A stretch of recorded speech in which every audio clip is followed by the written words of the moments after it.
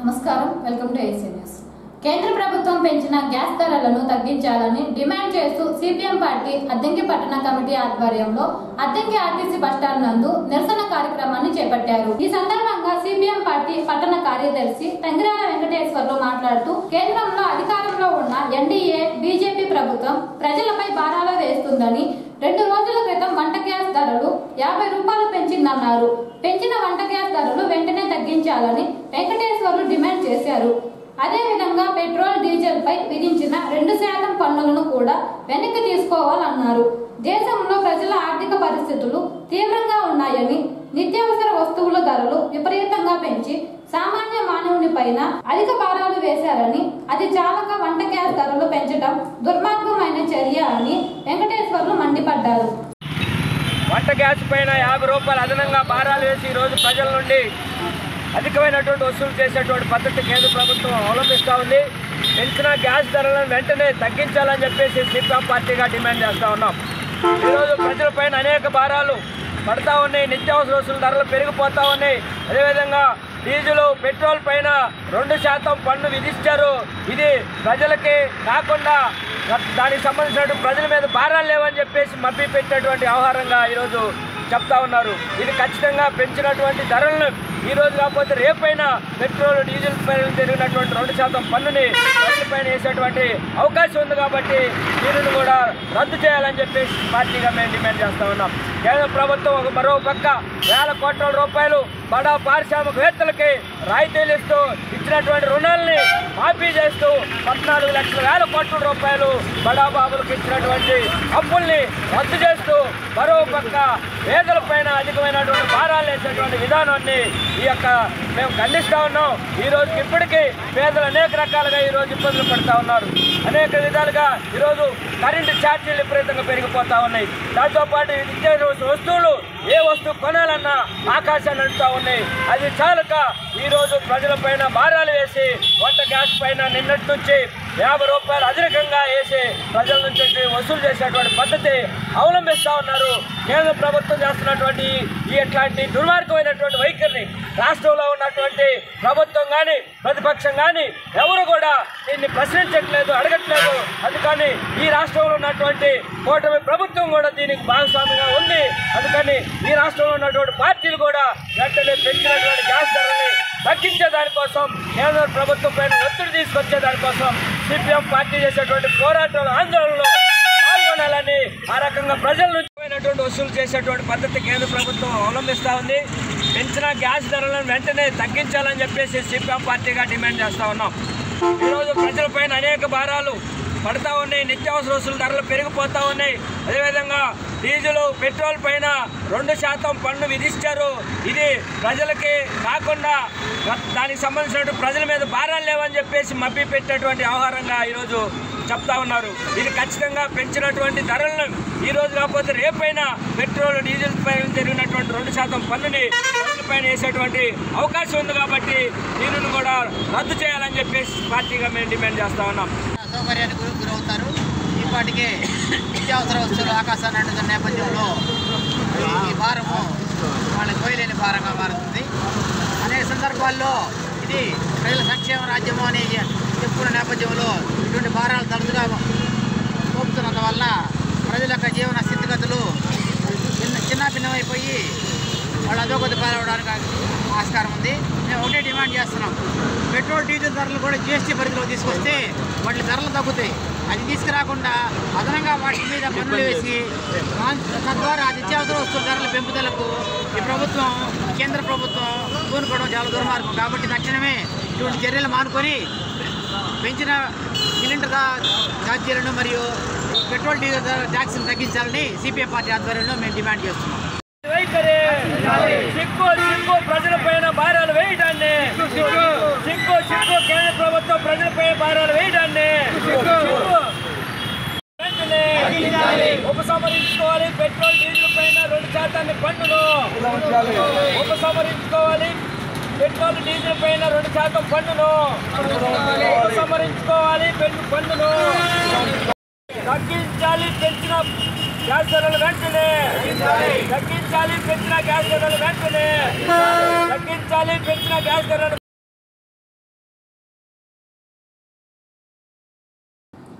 అద్దెకి పట్టణంలోని కార్పెంటర్ కాలనీలో భారతీయ జనతా పార్టీ జిల్లా అధ్యక్షులు బంగారు బాబు ఆధ్వర్యంలో వర్కర్ల కోసం చలివేంద్రాన్ని ఏర్పాటు చేయగా గురువారం జిల్లా అధ్యక్షులు బంగారు బాబు, జాగర్లమూడి యలమందరావు, పచ్చూరి శ్రీనివాసరావు తదితరులు కలిసి ప్రారంభించారు. ఈ సందర్భంగా బంగారు బాబు మాట్లాడుతూ తన మీద నమ్మకంతో జిల్లా అధ్యక్షులుగా బాధ్యతలు అప్పగించారని, యలమందరావు, శ్రీనివాసరావు వెనుక ఉండి ఎంతో ప్రోత్సహించారని, కార్పెంటర్ వర్కర్లకు ఉన్న సమస్యలు పరిష్కరించడంలో వారు ముందు ఉంటారని, కేంద్ర రాష్ట్ర ప్రభుత్వాలు అమలు చేసే సంక్షేమ పథకాలు అన్ని కార్పెంటర్ వర్కర్లకు అందే విధంగా యలమందరావు, శ్రీనివాసరావు చూసుకుంటారని, పార్టీ బలోపేతం కోసం వారి వంతు కృషి ఎంతో ఉంటుందని బంగారు బాబు తెలియజేశారు. ఇక్కడ కార్పెంటర్స్ కాలనీలో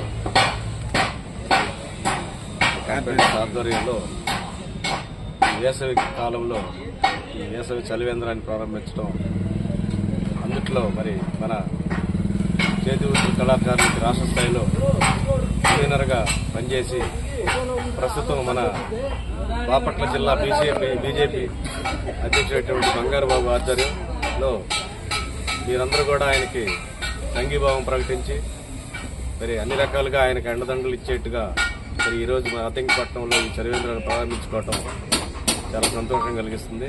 అలానే ఈ కార్యక్రమంలో మిగతా మరి ఈ మన పెద్దన్న పచ్చూరి శ్రీనివాసరావుని పాల్గొనటం, అలా అని చెప్పి ఈ కార్పెంటర్ సోదరులందరూ కూడా బంగారు బాబుకి వెన్నుదన్నుగా ఉండి బీజేపీ పార్టీ అద్దంకి నియోజకవర్గంలో అందరం కలిసి ముందుకు తీసుకెళ్ళడానికి కూడా మీ అందరూ సహకారం కోరుచు అభిమానం చూపిస్తున్నందుకు మీ కుటుంబ సభ్యుడిగా చాలా ఆనందంగా ఉంది. మరి రాబోయే రోజుల్లో మన ఎన్డీఏ సర్కార్, కూటమి ప్రభుత్వం ఏదైతే మన చేతి వృత్తి కళాకారులకు సంక్షేమ పథకాలు ఏవైతే ఇస్తుందో అవన్నీ కూడా మన అందరి కుటుంబాలకు చేరవేసే విధంగా భారతీయ జనతా పార్టీ అద్దంకి నియోజకవర్గ బాధ్యులు కాబోతున్నటువంటి మా నాన్న అందరికీ సుపరిచితులే యలమందరావు గారు కూడా మీ అందరికీ కూడా పథకాలు ఇచ్చేందుకు ఎన్డీఏ కూటమి తరఫున తన వంతు బాధ్యతగా మీ అందరికీ అండదండగా ఉంటాడని, అట్లానే మా పచ్చూరు సీనన్న ఈ జోనల్ ఇన్ఛార్జి మరి అన్నగారు కూడా మనకు అందుబాటులో ఉండి మన చేతి వృత్తి కళాకారులకు ఏ సహాయ సహకారాలు కావాలన్నా తప్పనిసరిగా అందుబాటులో ఉండి మనందరూ కూడా వెన్నుదన్నుగా ఉంటాడని, ముఖ్యంగా మీ తోటి కుటుంబ సభ్యుడైన నాకు ఒక జిల్లా అధ్యక్షుడి పదవి అంత సునాయాసంగా రాలేదు. మరి వీళ్ళిద్దరు కూడా ఎంతో పెద్ద మనసుతో వాళ్ళ కుటుంబ సభ్యుడిగా నన్ను అనుకుని నా వెన్నుదన్నుగా ఉండి మేమున్నాం, దేనికైనా ముందుకు వెళ్దాం, నీ వెన్నంటే ఉంటాం, నీకు మద్దతుగా ఉంటాం, నువ్వు మా కుటుంబంలో మా సోదరుడివి అని ఈ స్థాయికి తీసుకురావడంలో వీళ్ళ పాత్ర చాలా ఎక్కువ ఉందని ఈ సందర్భంగా మీకు తెలియజేసుకుంటూ రాబోయే రోజుల్లో భారతీయ జనతా పార్టీని బాపట్ల జిల్లాలో కూడా కూటమిలో వస్తున్నటువంటి పథకాలు మీ అందరికీ ఇస్తూ పార్టీ యొక్క విధి విధానాలను ప్రజల్లోకి తీసుకువెళ్తూ భారతీయ జనతా పార్టీ మా రాష్ట్ర అధ్యక్షులు శ్రీమతి దగ్గుబాటి పురంధేశ్వరి గారు ఏదైతే నమ్మకంతో మాకు ఈ బాధ్యతలు అప్పచెప్పిందో ఆ నమ్మకాన్ని నిలబెట్టుకునే దిశగా మేమందరం కలిసి ముందుకు వెళ్తామని, మరి చేతి వృత్తి కళాకారులుగా కార్పెంటర్ సోదరులుగా ఉన్న మీలో కూడా ఎంతో కొంత రాజకీయ నాయకులు రాజకీయం చేయాలనే తపన ఉన్నటువంటి యువకులు ఉంటారు. అవకాశం, అర్హత కలిగినటువంటి మీరు కూడా తప్పనిసరిగా రాజకీయాల్లోకి ఆహ్వానంగా వచ్చి మరి కలిసి అందరం కూడా ముందుకు వెళ్ళడానికి అందరూ కూడా విధంగా నిలుస్తారని, మరి మా మీద అభిమానం చూపించి మన ద్వారా చలివేంద్రాన్ని ఏర్పాటు చేసి మీ పట్ల పనిచేసే బాధ్యత మరింత మాకు పెంచినందుకు మా సోదరుడు ఆంజనేయులకి హృదయపూర్వక ధన్యవాదాలు తెలియజేసుకుంటూ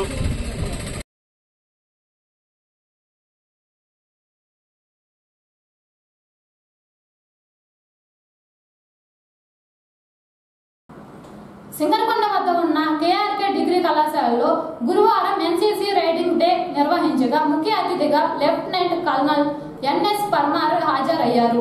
ముందుగా జాతీయ జెండా ఎగరవేసి కళాశాల ఎన్సీసీ యూనిట్ అందజేశారు. ఈ సందర్భంగా ఏర్పాటు చేసిన కార్యక్రమంలో విద్యార్థులను ఉద్దేశించి ఆయన మాట్లాడుతూ గవర్నమెంట్ కళాశాల విద్యార్థులను ఎటువంటి ఆర్థిక లావాదేవీలతో సంబంధం లేకుండా క్యాంపులకు ఉచితంగా తీసుకుని వెళ్తారని, సైన్యంలో అనుబంధ విభాగాలు అయిన పోలీస్, ఆర్పీఎఫ్ వంటి వాటిల్లోనూ ప్రాధాన్యత ఇవ్వడం జరుగుతుందన్నారు.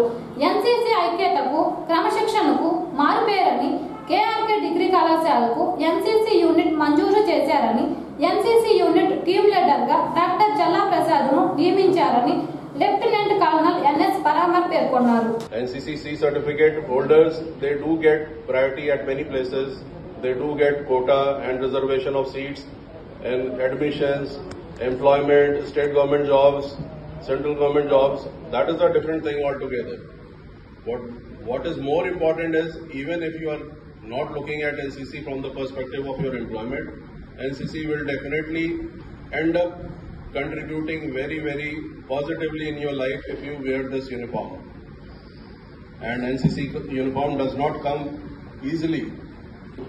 Undergo training, you have to stand in sun, you have to attend camps, you have to leave the comfort of your house, go at other places, you have to undergo various social activities, and that is how your NCC grooming is done.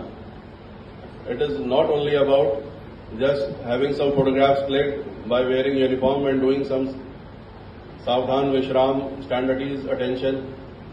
No, it is much, much more than that. So I congratulate you and your college and all the faculty members and the students sitting here and who are not even present here in this seminar hall. I congratulate each one of you and this entire college for this lovely event. Thank you very much for your efforts and time, for sparing. I've been told that exams are already going on for the second year. So in this busy schedule, taking out time for such a activity is not easy. I fully understand and I admire your college for this.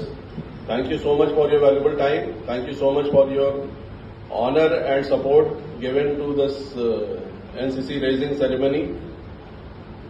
I wish this college much, much more prosperity and success in terms of academics and also in terms of NCC chapter in the days to come. Thank you very much for this opportunity. Please clap your hands for your college, not for me. So say along with me, say Jai Hind 3 times and Jai KRK Degree College 3 times. Ready? Please get up. Jai Hind. Jai Hind. Jai Hind. Jai Hind. Jai Hind. Jai KRK Degree College. गर्व की बात है, हमने NCC को पा चुके हैं।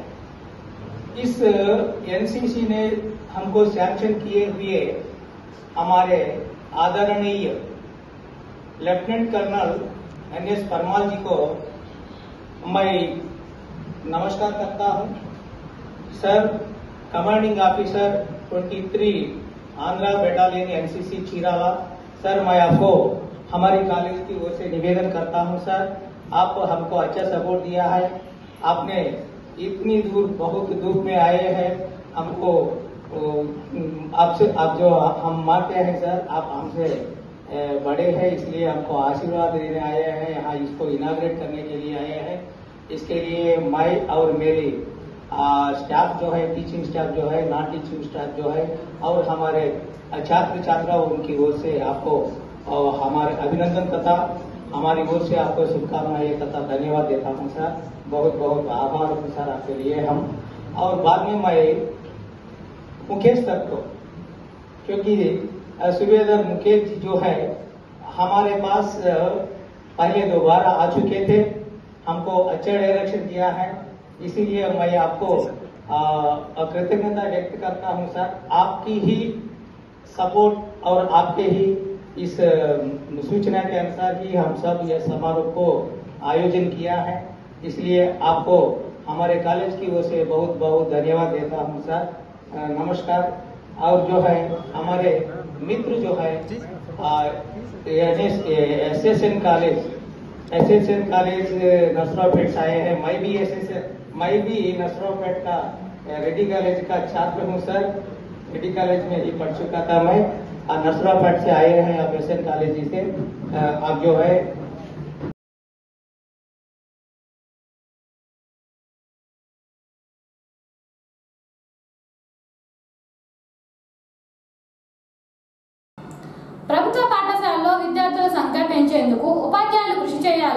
అద్దంకి మండల విద్యాశాఖ అధికారి బూదాటి సుధాకర్ అన్నారు. అద్దంకి పట్టణంలోని సత్రంబడి ఉపాధ్యాయులు గుంజివారిపాలెం, గానుగపాలెం ఏరియాలో గృహాలను సందర్శించి 5 సంవత్సరాలు నిండిన పిల్లలను బడిలో చేర్పించమని సూచించారు. గుంజివారిపాలెంలో ఉన్న అంగన్వాడీ కేంద్రం పరిధిలో 2 విద్యార్థులను, గానుగపాలెం అంగన్వాడీ కేంద్రం పరిధిలో 2 విద్యార్థులను ఎంఈఓ సుధాకర్ సమక్షంలో 1వ తరగతిలో చేర్పించారు. అలాగే తిమ్మయ్యపాలెం ఎస్సీ పాఠశాల వార్షికోత్సవ వేడుకలను ఏర్పాటు చేయగా MEO Sudhakar, deputy DEO Gangadhar ముఖ్య అతిథులుగా హాజరయ్యి ప్రసంగించారు. ఈ సందర్భంగా వీరిని పాఠశాల తరఫున శాల్వ కప్పి ఘనంగా సత్కరించారు.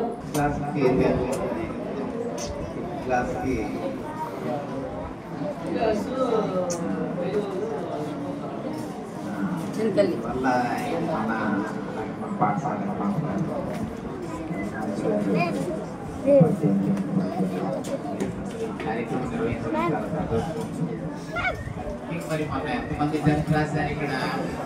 టెస్ట్ పెట్టాం కదా ఏమా, ఇక్కడ 5 పంపించారా ఇక్కడ పిల్లల్ని? మన మండల లెవెల్లో టెస్ట్ పెట్టాం కదా, పంపించారు. మార్క్స్ ఎక్కువ రాలేదా పిల్లలకి? ఎలా వచ్చింది మార్క్స్? మార్క్స్ ఎలా వచ్చినాయి? మీరు 6వ తరగతిలో మరి ఇక్కడ హై స్కూల్లో చేరి, హై స్కూల్లో చేస్తారా ఇంకెక్కడికైనా వెళ్తారా? ప్రైవేట్ స్కూల్కి 21 నుంచి మళ్ళీ హై స్కూల్ వెళ్ళచ్చు. 20 దాకా ఇక్కడ మీకు హై స్కూల్లో చేరండి. మంచి అక్కడ టీచర్లు అందరూ ఉంటారు కాబట్టి జాగ్రత్తగా చదువుకోండి.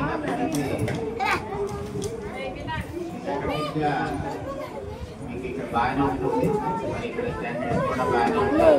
ఉపాధ్యాయులు వల్ల మరి ఇదే స్థాయిలో ఇక్కడ కూడా హై స్కూల్లో చేరి మీరు మంచిగా చెందాలని ఆకాంక్షిస్తున్నాము. మరి గుంజివారిపాలెం, గానుగపాలెంలో బడి డిపోలను గుర్తించాము. అదేవిధంగా పాఠశాల ప్రధానోపాధ్యాయులు, అంగన్వాడీ కార్యకర్తలు అందరూ కూడా ఆ పాఠశాలను విడుదల చేశారు. ఈ కార్యక్రమం అద్దంకి మండలం మొత్తం జరుగుతూ ఉంది. మండలంలో ఇదే విధంగా పాఠశాలలో విద్యలు గుర్తించి ఆ ఏరియాలో ఉన్న పాఠశాల చేర్చవలసిందిగా అంగన్వాడీ టీచర్లని మరియు ఉపాధ్యాయులను కోరుతున్నాము. ఈ డ్రైవ్ అనేది 20 దాకా జరుగుతుంది. 20 నుంచి వాళ్ళని కొత్త పాఠశాలలు చేర్చుకుంటారు. వాటి తల్లిదండ్రులు గమనించవాలని కోరుతున్నారు.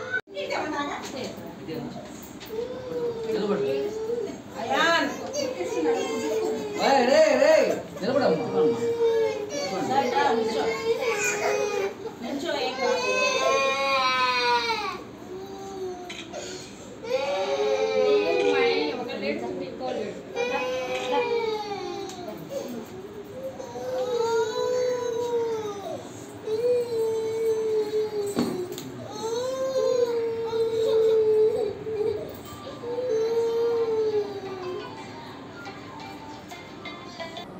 భారత రాజ్యాంగ నిర్మాత doctor BR Ambedkar, doctor Mahatma Jyotiba Phule జయంతి పురస్కరించుకొని అద్దంకి పట్టణంలోని స్థానిక ప్రభుత్వ బాలుర పాఠశాలలో గురువారం ఉత్సవాల కమిటీ ఆధ్వర్యంలో విద్యార్థులకు వ్యాస రచన, వక్తృత్వం పోటీలను నిర్వహించారు. ముందుగా ఉత్సవాల కమిటీ వారు పోటీలకు సంబంధించిన పత్రిక ఆవిష్కరణ చేశారు. ఈ సందర్భంగా మాల మహానాడు సంఘం అధ్యక్షులు కిరణ్ కుమార్ మాట్లాడుతూ, రాజ్యాంగ నిర్మాత బిఆర్ అంబేద్కర్ 134వ జయంతి, మహాత్మా జ్యోతిరావు పులే 118వ జయంతి సందర్భంగా ప్రతి సంవత్సరం లాగానే ఈ సంవత్సరం కూడా ఉత్సవాల కమిటీ ఆధ్వర్యంలో విద్యార్థులకు అంబేద్కర్ జీవిత చరిత్రపై వ్యాస రచన పోటీలు, పులే జీవిత చరిత్రపై వ్యక్తిత్వం పోటీలు ఏర్పాటు చేశారని, పోటీల్లో గెలుపొందిన వారికి సోమవారం జరిగే అంబేద్కర్ జయంతి కార్యక్రమంలో బహుమతులు అందజేయడం జరుగుతుందన్నారు. మరి ఈరోజు అద్దంకి నియోజకవర్గ స్థాయిలో జరుగుతున్నటువంటి ఈ వ్యాస రచన డిబేట్ పోటీలకు ఇచ్చేసినటువంటి విద్యార్థులకు అదేవిధంగా ఈ కార్యక్రమంలో పాల్గొన్నటువంటి సహకరించినటువంటి ఉపాధ్యాయులందరికీ కూడా నమస్కారాలు.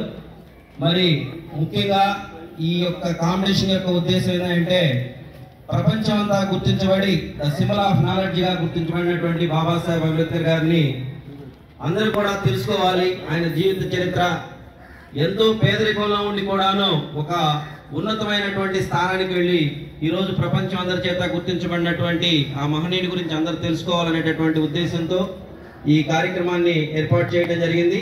దీనికి సహకరించినటువంటి అందరికి కూడా ధన్యవాదాలు. మరి అదేవిధంగా ఈరోజు మేము పాంప్లెట్లో ప్రకటించినట్లు వ్యాస రచన పోటీల్లో పాల్గొన్నటువంటి వారిలో 4 బహుమతులు ఇవ్వబడతాయి.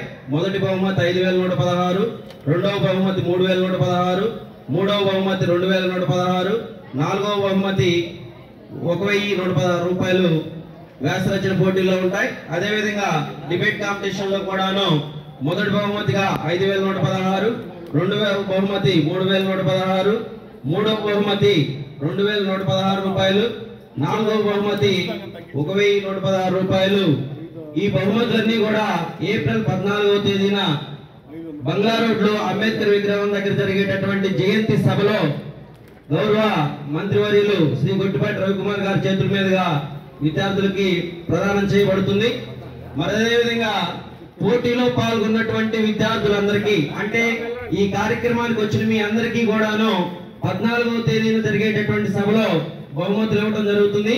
కాబట్టి ఈరోజు అద్దంకి నియోజకవర్గ స్థాయిలో వ్యాస రచన డిబేటు పోటీ పరీక్షలు స్థానిక బాలుర ఉన్నత పాఠశాలలో జరిగినవి. ఈ యొక్క పోటీ పరీక్షలు డాక్టర్ బిఆర్ అంబేద్కర్ జీవిత చరిత్ర, మహాత్మా ఫులే జీవిత చరిత్ర మీద ఈరోజు పోటీ పరీక్షలు నిర్వహించడం జరిగింది. వీటి యొక్క ముఖ్య ఉద్దేశం ఈ యొక్క మహనీయులు, ఆదర్శనీయులు, ప్రపంచ మేధావుల యొక్క జీవిత చరిత్రని విద్యార్థులందరూ కూడా తెలియాలనే ఉద్దేశంతో ఈ పోటీ పరీక్షలు నిర్వహించడం జరిగింది. కాబట్టి అద్దంకి నియోజకవర్గ స్థాయిలో ఈ పోటీ పరీక్షలు నిర్వహించడం జరిగింది. ఈ పోటీ పరీక్షలకి 4 బహుమతులు కదా. ఒకటి వ్యాసరచన ఫస్ట్ ప్రైజు 5,116, రెండవ బహుమతి 3,116, మూడవ బహుమతి 2,116, నాలుగవ బహుమతి 1,116 వ్యాసరచన పోటీకి గలవు. అదేవిధంగా డిబేటు పోటీ పరీక్షలకు కూడా ఫస్ట్ ప్రైజ్ అంటే మొదటి బహుమతి 5,116, రెండవ బహుమతి 3,116, మూడవ బహుమతి 2,116, నాలుగవ బహుమతి 1,116 గలవు. ఈ పోటీ పరీక్షలో పాల్గొన్న ప్రతి విద్యార్థులకు కూడా అందరికి కూడా బహుమతులు గలవు. ఈ బహుమతులు ప్రధానోత్సవం కూడా డాక్టర్ బిఆర్ అంబేద్కర్ జయంతి అంటే 14వ తేదీ సోమవారం స్థానిక బంగ్లా రోడ్లోని డాక్టర్ బిఆర్ అంబేద్కర్ విగ్రహం వద్ద జయంతి సభ జరుగుతూ ఉంది. ఈ జయంతి సభకి గౌరవ విద్యుత్ శాఖ మంత్రి శ్రీ గొట్టిపాటి రవికుమార్ వస్తూ ఉన్నారు. వారి చేతుల మీదుగా బహుమతుల ప్రదానం జరుగుతూ ఉంది. కాబట్టి విద్యార్థులు, ఉపాధ్యాయులు, మేధావులు అందరూ కూడా అక్కడికి రావాల్సిందిగా కోరుతూ ఈ జయంతి సభను కూడా ఈ పోటీ పరీక్షలాగే విజయవంతం చేయాలని చెప్పి కోరుతా ఉన్నాము. ఈ పోటీ పరీక్ష దాదాపు 300 మంది విద్యార్థుల పైగా పాల్గొన్నారు. కళాశాలలు అదేవిధంగా పాఠశాలలు అందరూ కూడా సహకరించారు.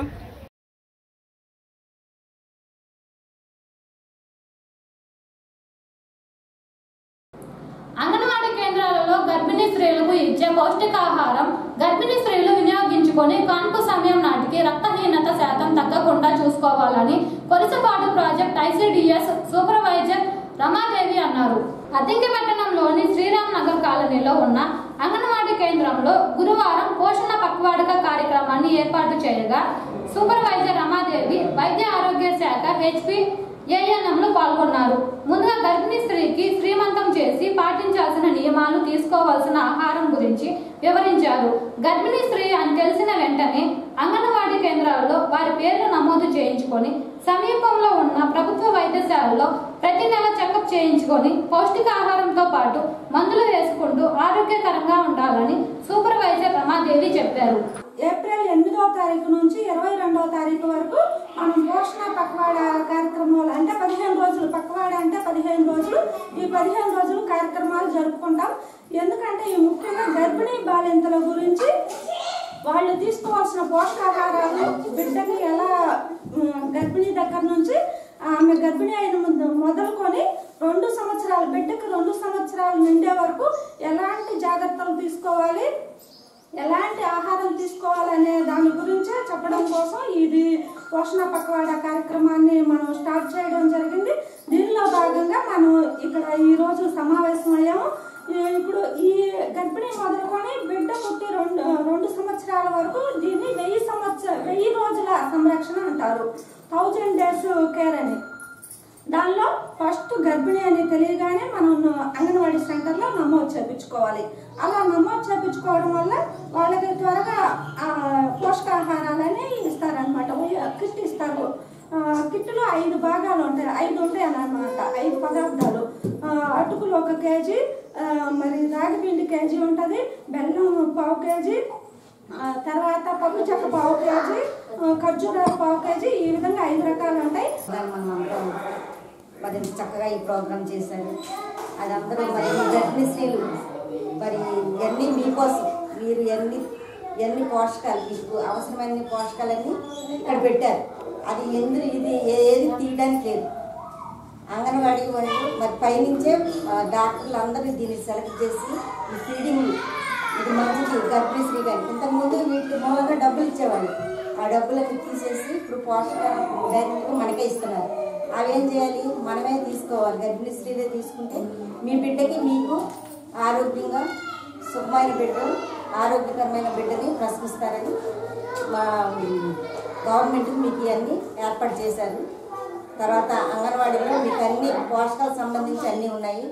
మా హాస్పిటల్ దగ్గర నుంచి వచ్చేసి మరి గర్భం అని తెలియగానే మీరు మీ అంగన్వాడీ సెంటర్లో నమోదు చేయించుకోవాలి. అక్కడి నుంచి వచ్చి మా హాస్పిటల్ తరఫున మీకు ఏఎన్ఎం గారు ఆశ అందరూ ఉంటారు. అక్కడికి వచ్చి 3 నెలల లోపే నమోదు చేయించుకోవాలి. అక్కడ నుండి 4వ నెలకి ఇంజక్షన్, తర్వాత మళ్ళీ నెల తర్వాత ఇంజక్షన్ చేయించుకోవాలి. తర్వాత 4వ నెల రాగానే ఆల్బండి ట్యాబ్లెట్ అని ఒకటి వేసుకోవాలి. తర్వాత 4వ నెల నుంచి ఐరన్ ఫోలిక్ యాసిడ్ అని 150 ట్యాబ్లెట్లు ఇస్తారు. అవి కంపల్సరీ వేసుకోవాలి. అవి వేసుకుంటూ రక్త పరీక్షలు ఎప్పటికప్పుడు చేయించుకోవాలి. కొంచెం బ్లడ్ తగ్గుతుందంటే అదే డోసు డబుల్ డోస్ ఇస్తారు. అవి కూడా మీరు ఎప్పుడు వేసుకుంటూ డాక్టర్ గారి సలహాలు, మీ ఏఎన్ఎం గారు ఆశాల సలహాలు, మరి మీ అంగన్వాడీ సూపర్వైజర్ గారు టీచర్లు నేను ఎప్పుడైనా వచ్చినా మీకు ఏదైనా అవసరమైతే ఏదైనా తెలియకపోతే అది తెలుసుకుని మీరు అన్నీ చేయాలి. తర్వాత సుఖమైన ప్రసవం కోసం మీరందరూ ఎప్పటికప్పుడు చెకప్లు చేయించుకోవాలి. మీకు 4 చెకప్లు ఉంటాయి. 6 నెలలు రాగానే ఒక స్కానింగ్ ఉంటుంది. బిడ్డ ఎట్లా పెరుగుతుంది, ఎంత బరువులో ఉంది, అన్నీ బాగున్నాయి, అన్ని అవయవాలు బాగున్నాయని ఒక స్కానింగ్ ఉంటుంది. దాని తర్వాత వచ్చేసి మన 9వ నెలలో కూడా ఒక స్కానింగ్ ఉంటుంది.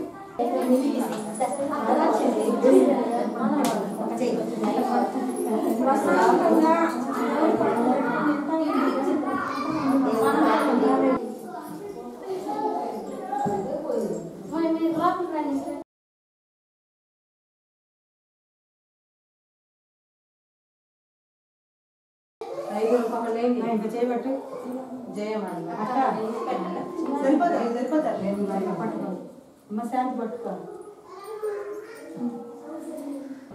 ఉపాధి హామీ పథకంలో పనిచేసిన కార్మికులకు 7 వారాల పెండింగ్ బిల్లులు మంజూరు చేయాలని డిమాండ్ చేస్తూ వ్యవసాయ కార్మిక సంఘం అద్దంకి మండల కమిటీ ఆధ్వర్యంలో అద్దంకి మండల పరిషత్ అభివృద్ధి అధికారి సింగయ్యను వ్యవసాయ కార్మిక సంఘం జిల్లా ఉపాధ్యక్షులు తెంగిరాల వెంకటేశ్వర్లు వినతి పత్రం అందజేశారు.